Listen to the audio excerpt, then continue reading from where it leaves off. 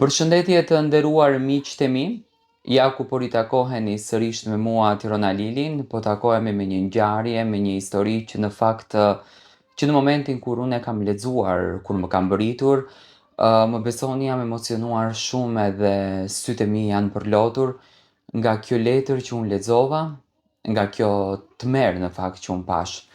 Nëna është gjëja më e shenjtë në botë, nëna është dhurata më e bukur që Zoti na e ka fal. Nuk dua të them që është zëvendësim në këtë botë, por Zoti ja ka dhënë këtë trofeun që nëna të jetë zëvendësim në këtë botë.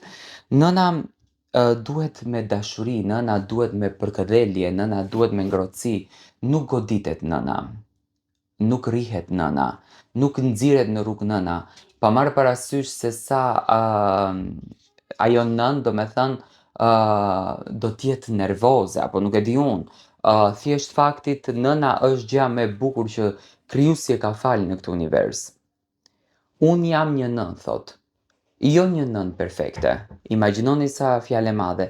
Jo një nën perfekte, edhe pse në fakt nëna gjithmonë është perfekte. Por një nën që rriti djalin me djers, me lot edhe me zemër të madhe. Sot po flas me zërin thot që më dridhet. Sepse ajo që bëri djali im nuk ja uroj thot as armikut më të madh. Kur ishte i vogël ishte gjithçka për mua. Babai i tij na la herët. Unë mbeta vetëm me një fëmijë në krah dhe me një botë krejtësisht të kundër meje. Punova pastruese, punova shërbetore. Çfarë do që mundesha në fakt punoja. Vetëm që djali im i mbirt mos të ndjehej jetim.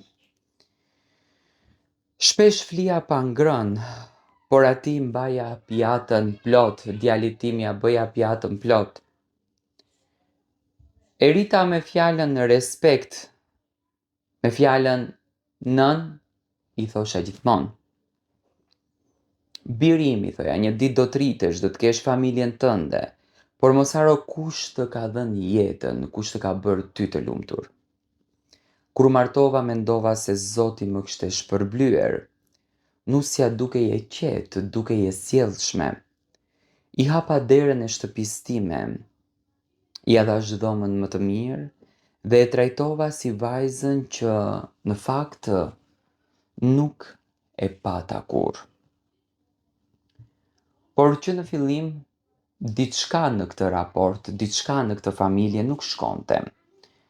Ajo nuk më fliste, ajo nuk më shikonte në sy. Çdo fjalë imja i dukej si një lloj ndërhyrje në martesë.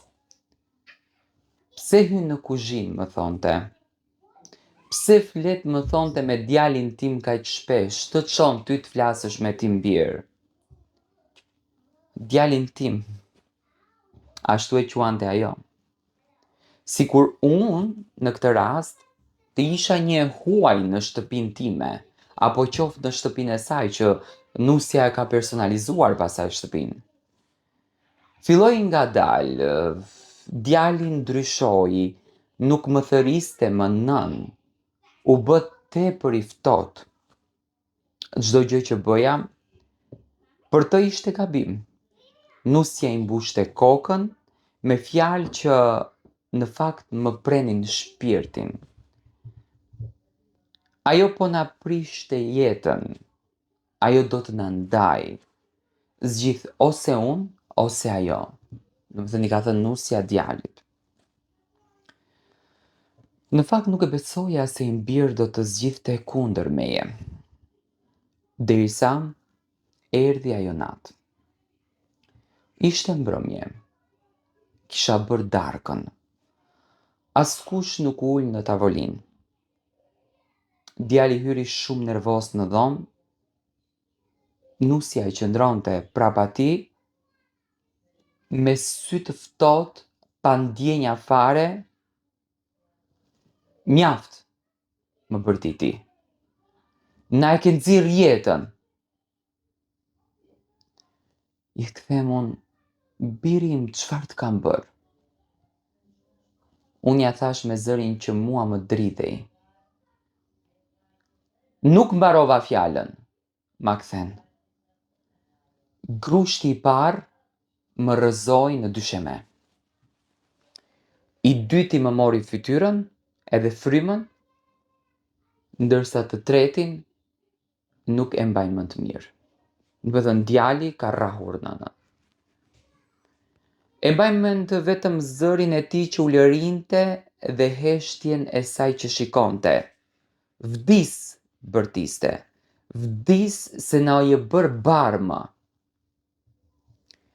Më rahu sikur të isha armiku I tij më I madh.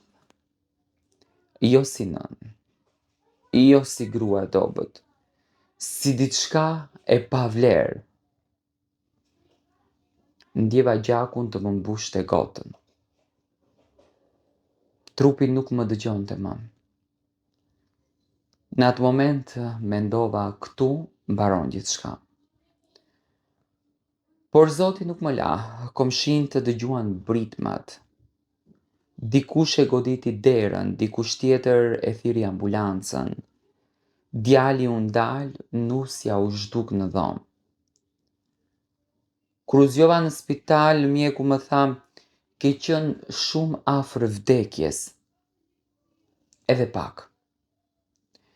Edhe pak edhe unë nuk do të isha më nën, do të isha vetëm një emër në letër.